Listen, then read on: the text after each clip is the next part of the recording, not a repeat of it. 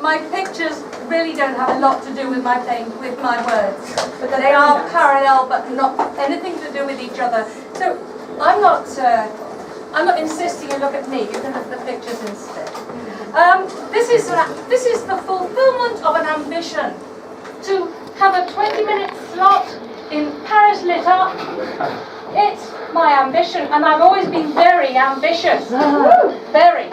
This is a poem I wrote about my ambitions. I want to do it all, I said. I want to travel. I want to visit every country, every continent. I'll travel by camel, by elephant, by rickshaw, by jet ski, by helicopter, by supersonic plane, by yacht, by train, by balloon, by riding on the back of the dodo that I'll find on my famous scientific expedition. By Arctic sled, by sedan chair, by submarine, by rocket, but don't ask me to get on a horse or a bike because they scare me. I'll be famous for my dancing, my painting, my gymnastics. I'll be famous for inventing edible plastics, for my skill at quoits, for my sexual appetites, for my piety, my escapology, my tightrope walking, my fast talking in Swahili, my playwriting, my copywriting, my bullfighting, my politicking, my fair isle knitting, my witticisms, my literary criticisms. Yes, yes, I'll do it all, I said. And did I? No, I didn't. Anti-gravity. I've never been very serious, but I came from quite a serious family. However, this is a poem about what I found the world is about. Anti-gravity.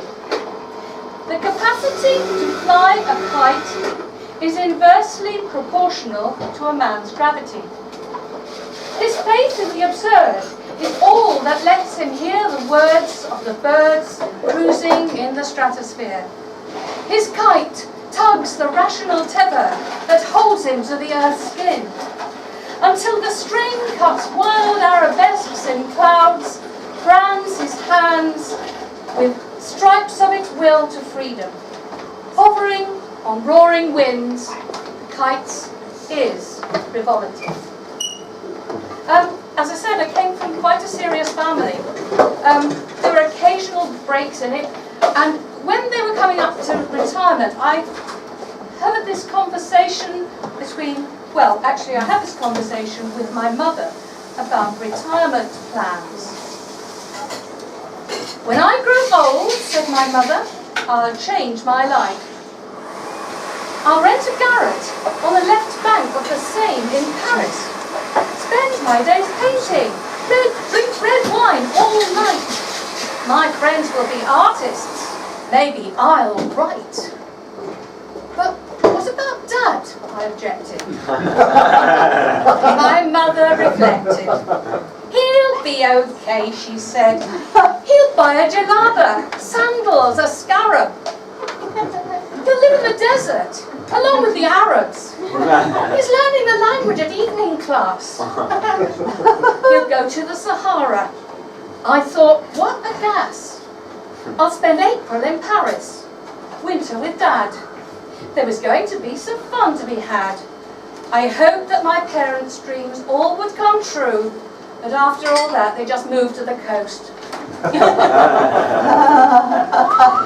So families have got their place, definitely got their place. They've got their serious moments, they've got their funny moments, and they've got their history, and they've got their archaeology. And this poem is about domestic archaeology. 2 old pennies, stick of gum, fingerless glove without a thumb, unidentifiable thing, fiery thong, fluffy toy, card that says that it's a boy, shopping list from '96, don't forget the Weetabix, skeleton of the guinea pig, lock of hair from grandma's lit wig, sweetie wrapper, Dad's false teeth, postcard sent from Cowden Beef, grandpa's medals, the baby's dummy, pills for auntie's dicky tummy, sticky toffee, chicken feathers, bits of pizza stuck together down the back of our settee. domestic archaeology.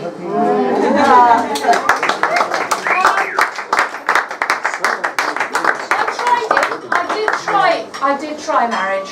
I really did. I wasn't very good at it. The gendarmes aren't actually after me for this poem. There's a little bit of poetic license in this one, but I'm going to. Here we go. How to avoid divorce. I've been a true and faithful wife to every husband that I've had. I've promised to devote my life through thick and thin, through good and bad. But only while this rule applies, what I decide shall be, shall be. And there a problem lies. When Johnny led me down the aisle, and with a manly, loving smile, agreed that he would have and hold me, I loved him then.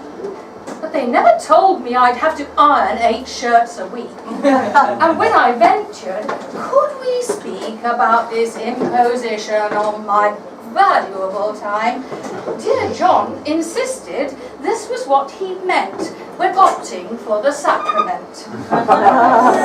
As a blunt instrument, the iron was great. John's status quickly changed to late. My second love was handsome Dave. Before we married, he would rave about the cute and charming way I spent our weekends. How I lay in bed expecting cups of tea and tasty meals to come to me.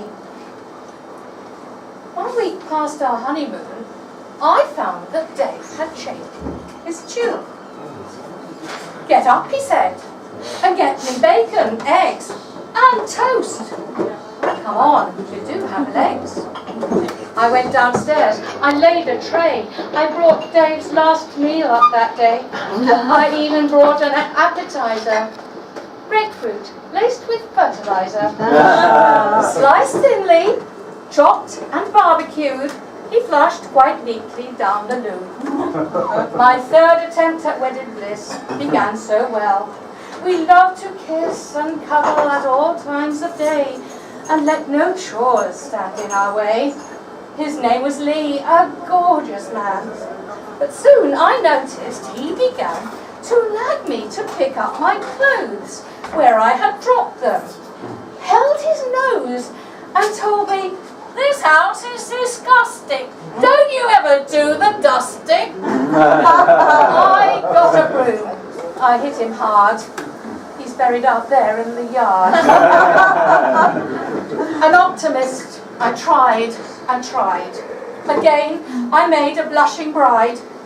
But number 4 is pushing daisies. Me gardening, the man was crazy. And when it came to number 5, his weakness showed up on a drive. When I went through red traffic lights, he rudely said that wasn't right. While he checked underneath the bonnet, I found the accelerator, stepped on it, and drove him into paradise. I know, it wasn't nice. So now I'm in an awful fix. I need to find mate number 6. I think perhaps a poet will be what I need. For would I kill a man who writes and sings to me? But one proviso, he should be my greatest fan. I love your stuff. He mustn't criticise my writing, or my sharp pen between his eyes will send him up to husband heaven. Then I'll have to look for number 7.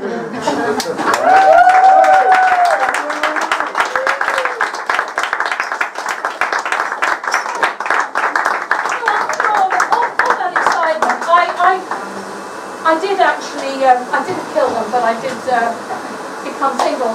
And I've got a bit lost for a while. Lost.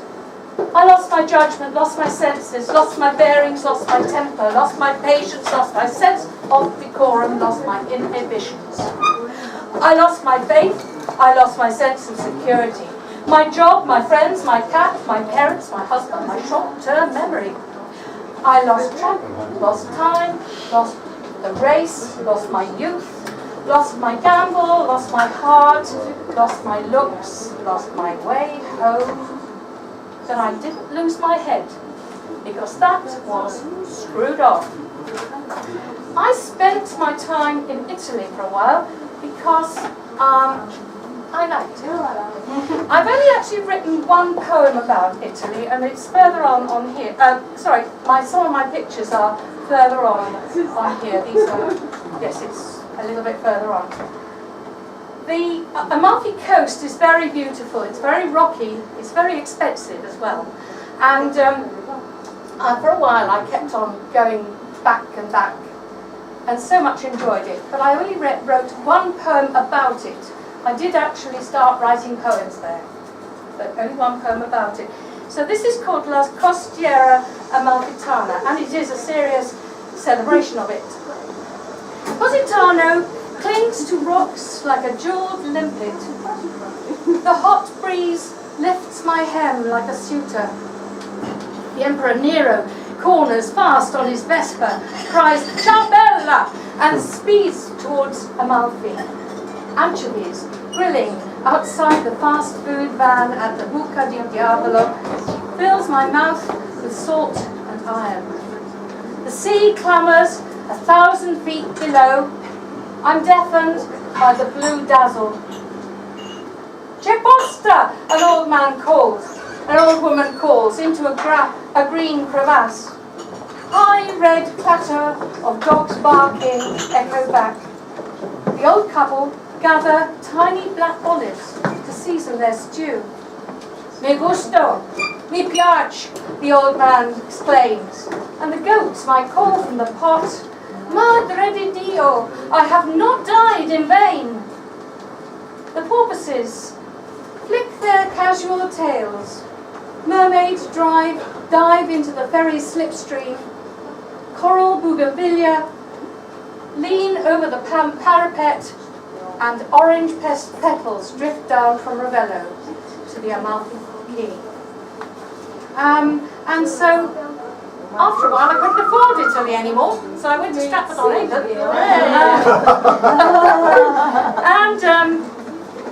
And something happened there.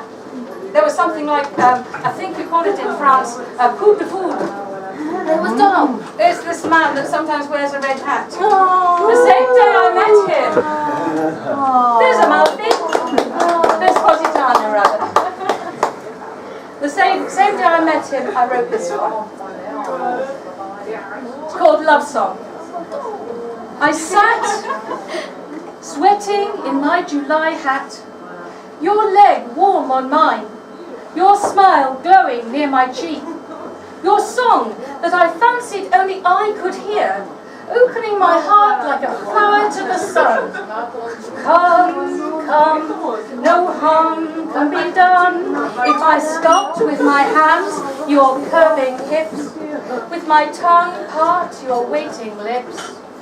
And all the heated day, I'm falling, falling, falling, believing you will catch me like a moth in your soft net.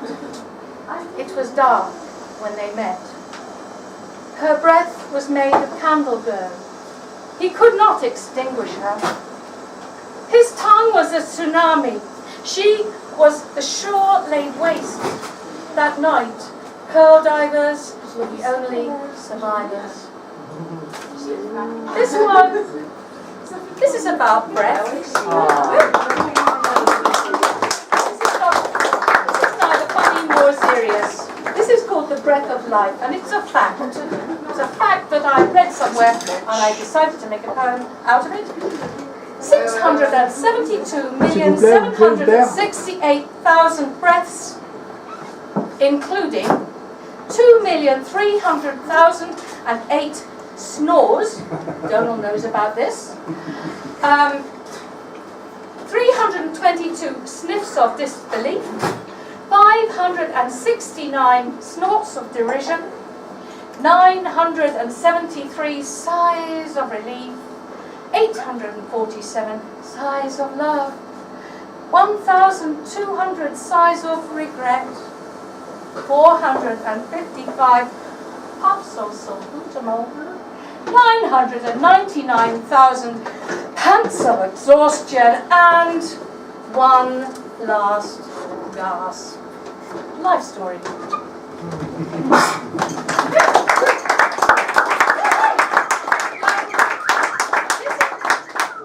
We're down to the last but one.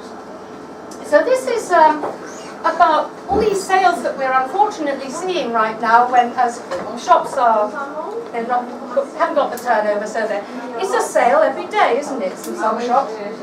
This is called the Perpetual One-Day Closing Down Sale. Offers you can't afford to miss. And it is the nearest I get to politics. S'il vous plaît, vous pouvez faire avoir un peu de silence en bas, s'il vous plaît? Oh, am I too loud? No, the girls are down in the toilet just chatting their heads off. They've gone down there and it's like a party. Okay. Piss up. Offers you can't afford to miss.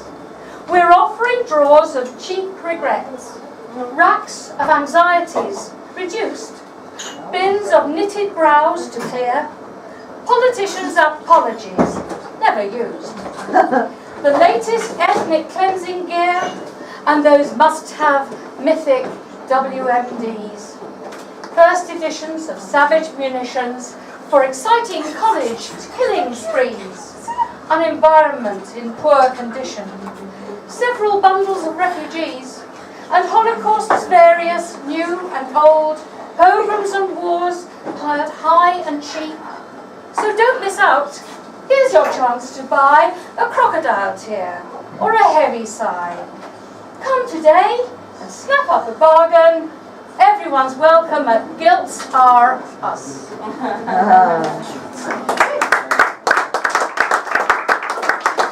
finally, for this I'm going to give you a lesson in sewing. I'm going to teach you how to sew. Yes, you'll be good at it. How to make a dress out of silence. Take a yard of the quiet of a dawn before the birds wake. Use the sudden hush before a truth is spoken, and the breathless pause in the eye of a storm to create a template for your bodice. Be sure to calculate the volume of the air held in place by the lungs alveoli, so that it stretches easily across the depth and breadth of your chest. Cut out the skirt from a length of the soundless, boundless vacuum of space. Now, thread a hiatus with a sense of absence, and sew into one piece. Try on the dress. Listen.